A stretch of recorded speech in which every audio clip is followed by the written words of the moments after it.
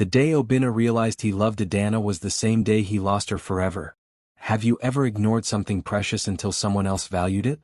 Share this story with someone who needs to see the treasure already in their life, before it's too late.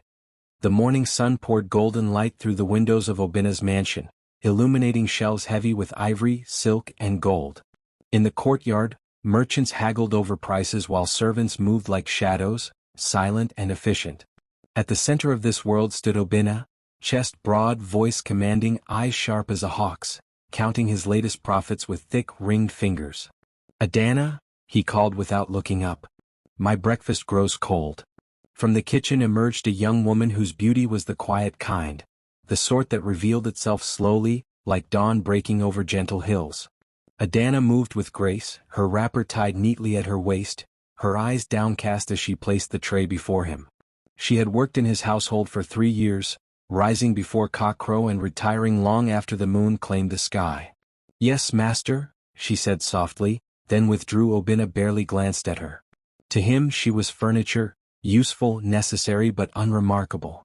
His thoughts dwelled on greater things: the new trade route to the coast, the governor's favor he was cultivating, the land he planned to acquire.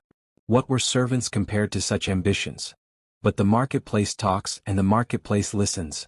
That afternoon, as Adana fetched water from the well, she encountered an old woman struggling with her load.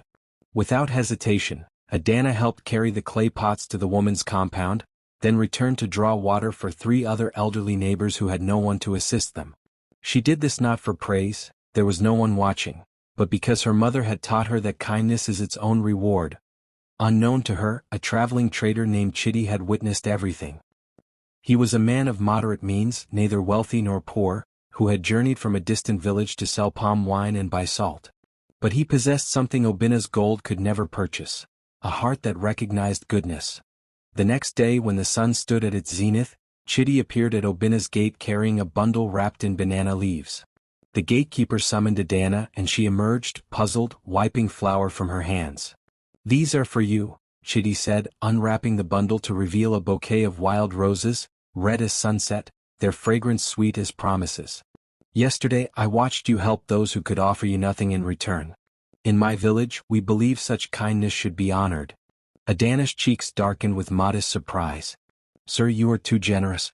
I only did what any person should do." "Perhaps," Chidi smiled. "But few do. If you permit me, I would like to know you better. I return this way in 3 months' time." From the upper window Obinna had been watching. He had intended to review his ledgers, but the unusual sight of a stranger at his gate had drawn his attention. Now, as he observed the tender way Chidi looked at Adana, and the shy smile that bloomed on her face like a flower finding sunlight, something twisted in his chest, a feeling foreign and uncomfortable. Jealousy, hot as forged fire, ignited within him. For the first time in 3 years, Obinna truly saw Adana. He noticed how her movements held natural elegance, how her voice carried the melody of rainfall, how her eyes, when she dared to lift them, shone with intelligence and warmth. How had he missed this? She had been in his house all along, yet invisible to him, like stars swallowed by daylight. That evening, Obinna summoned her to his study. "Adana," he began, his voice awkward with unaccustomed emotion. "How long have you worked here?" 3 years, master." "And in that time, have I treated you well?" She hesitated. "You have paid me fairly and provided shelter." "But I have not seen you," he admitted, surprising himself with his honesty. "Until today I did not see you." Adana remained silent, her eyes fixed on the floor. "That man who brought you flowers, do you care for him?" "Master, I barely know him." "Then forget him," Obinna declared, standing abruptly. "I am a wealthy man, Adana. I can give you fine clothes, a house of your own, respect in this town. Marry me and you shall want for nothing." The words hung in the air like smoke. Adana's hands trembled slightly as she clasped them together. "Master," she said quietly, "when you looked at me today, was it me you saw, or simply someone that another man valued? The sun has shone on your garden for years, but you never noticed its beauty until a stranger admired it." Obinna's face flushed with anger and shame.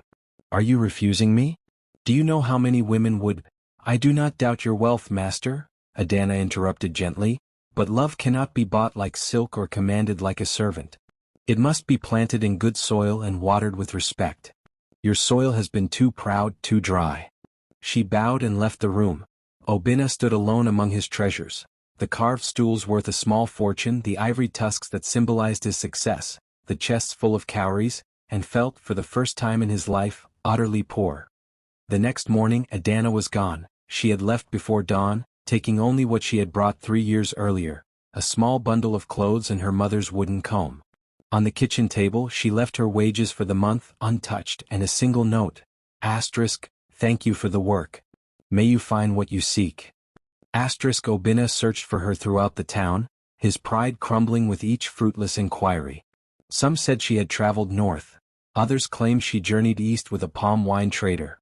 But wherever she had gone she had vanished like morning mist. Weeks became months.